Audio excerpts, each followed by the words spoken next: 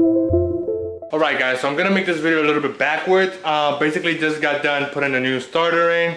As you guys will see in the intro soon, the car is good to go now. I'm gonna turn it on and you guys will see that part towards the end of the video. But thank you so much for watching this video in advance. If you guys have any questions on what to do and how to do it, I will list all of the parts that you need to use below, as far as sockets, wrenches, millimeters and stuff like that. It will all be down below in case you guys don't see it on the video. So just go through the description. If you guys have any questions, just leave a comment, like, and subscribe for more videos. Also want to give a quick update. One of my LED strips is out, as you guys knew. So if you guys know anybody who can fix them, this one is off and this one is on. So again, if you guys know anybody who can fix them or can give me a good deal just to send one of the headlights out, I already got a few people who might be able to fix it, but they need me to send both of them out when I only need one replaced. So I don't want to pay for two of them when I only need one. But if you guys know anybody, just let me know and I'll catch you guys on the next video. Peace. What is up guys, back again with another video. Now this one is going to be a little bit different than one of my usual videos are. I know I usually do modifications. This one is more about maintenance and the issues I've had with my Accord in the past. With the past 2 years I've owned the Accord, the only one real issue I've come into is the starter. The starter system seems to run out on the 2013 and 2014 LX Accord. For some of you guys who don't know, I know my Accord has a lot of modifications, but it is the base model. This is the lowest of the lowest. Again, when I bought this car, I had no idea about trim levels, and I brought this car just because I wanted a daily driven car. But one thing that I experienced last year, I changed the starter, so now my starter went bad again. Now, if you guys don't know what the starter is, it basically helps the car start. This is my old starter. This is the one that was replaced from my car when I first replaced it. Obviously, it's like all rusted from stuff like that. I didn't really pay attention. This is the new one. I got this one from Advanced Auto Parts. I paid a total of $320. That is tax, shipping, and the cord charge that they add to it. If you look at it, it's pretty much the same thing. Plus, it comes with a 1-year warranty. So this is what the new one looks like. This is what the older one. This is the one I replaced a year ago. So there's a new one. As you can tell, I got like the fancy chrome colors. Well, this one is more black. So let me try to get a clip for you guys. I have my little brother turn on the car and see if it makes a sound. It's just make like a clicking noise. So let me see if I can get it. Try to turn it on. Yep, like that. So as you guys heard it right there, let me see a little bit darker in here. So as you guys saw right there, the car had a little bit of a struggle with it.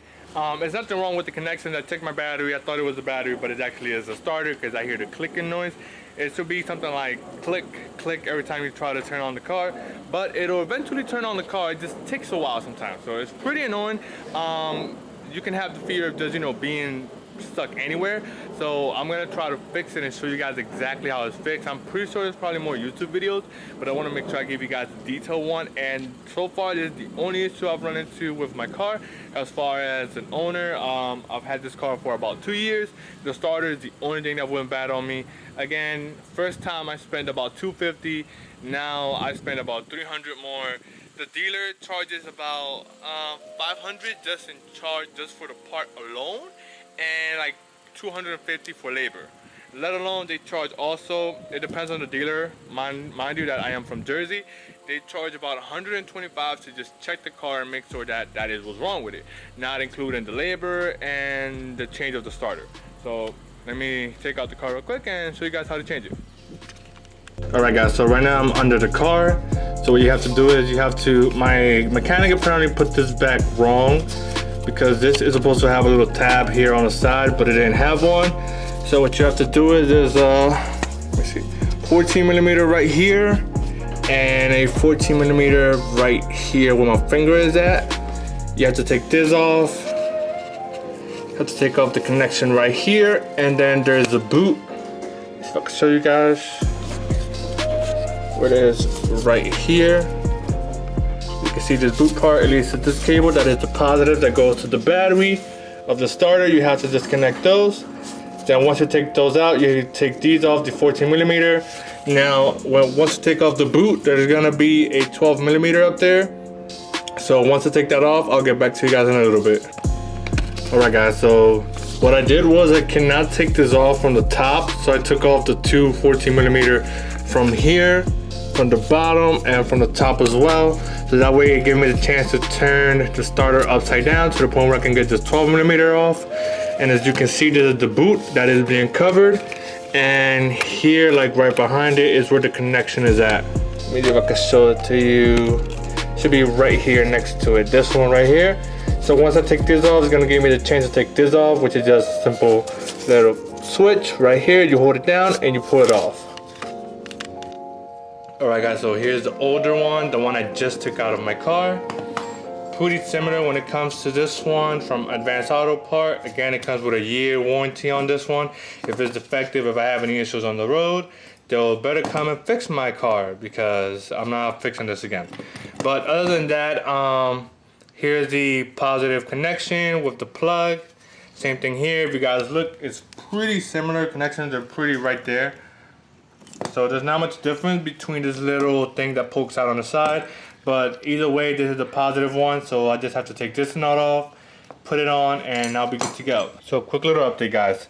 This part right here from the new starter can be taken off by this nut that attaches it down. This is a 13mm nut. So if you do get the exact same part I got, it's gonna come like this with this attached. In order for you to take it off, you need a 13mm. Then you just unscrew it off and it'll be just like the regular starter. It'll have this exposed and you can just use the washer and the nut that was in your previous starter. And then it's not gonna bring the long screws over here either, so you can just reuse those because those will be fine to reuse. As long as you have solid connections, then you'll be good to go. So let me get back, put this on the car, and then I'll show you guys the finished product.